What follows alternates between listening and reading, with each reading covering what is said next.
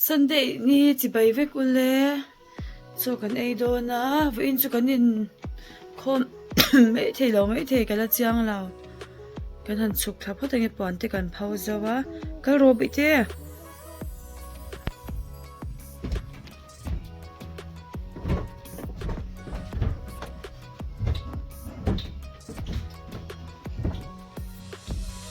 e pa pui hi chei lain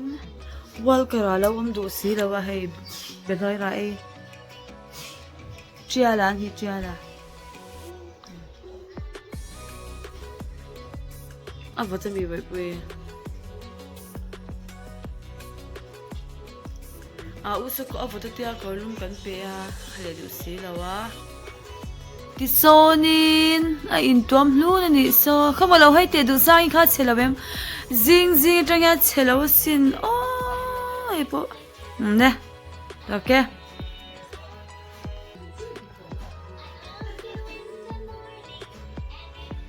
hei chial te jega ka idu lo me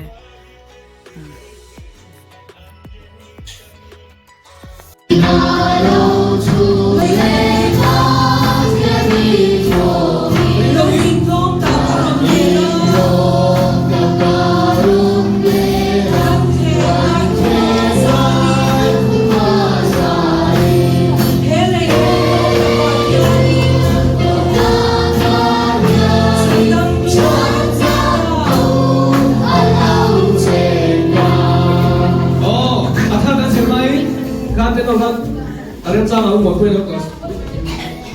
Này phát là đâu đấy? Hiện này phát đâu?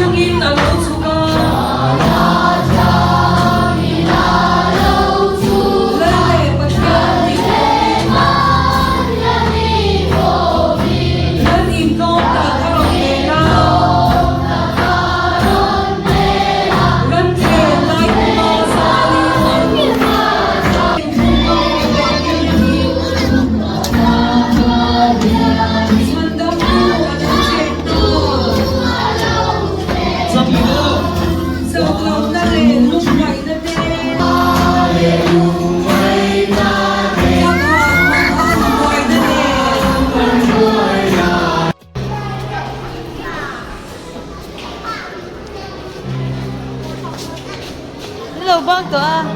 u that thani den kha in ko mi kha ma ding dun teu kha ma mel chan du dem oi an moi dun box si lo le si a ka ru le so ko ta mo moi tu ka ru le an ho to do an ho te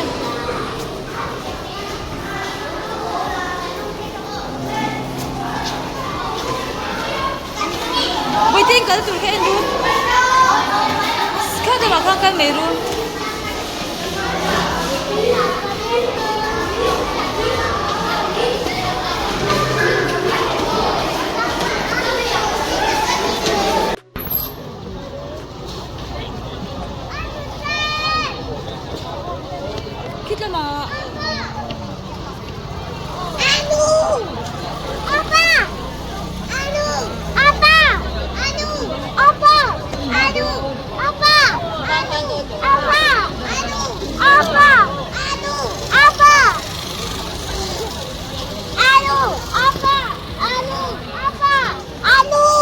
lo ka rule Apa! Apa! sao ule in khom bang kan to song khom bang kan khom kha se kan tilang ve ni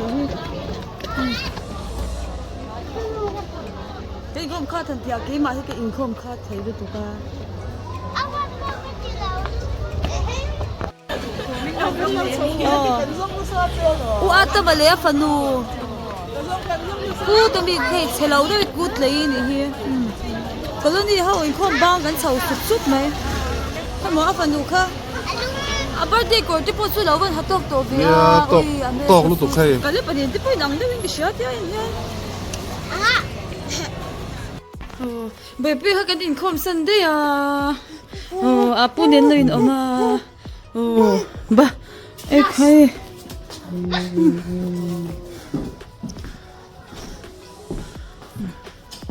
tu na zarda kan lo yang min lo siam kep do na ni in khom kha the ti le la ka ti lang la ba lo Được rồi, đủ lắm không?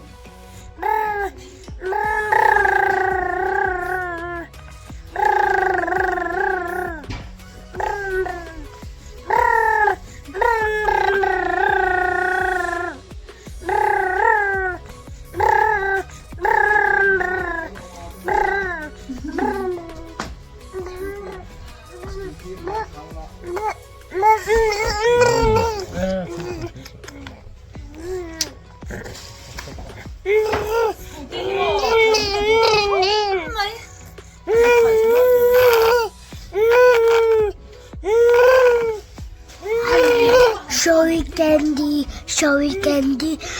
Why?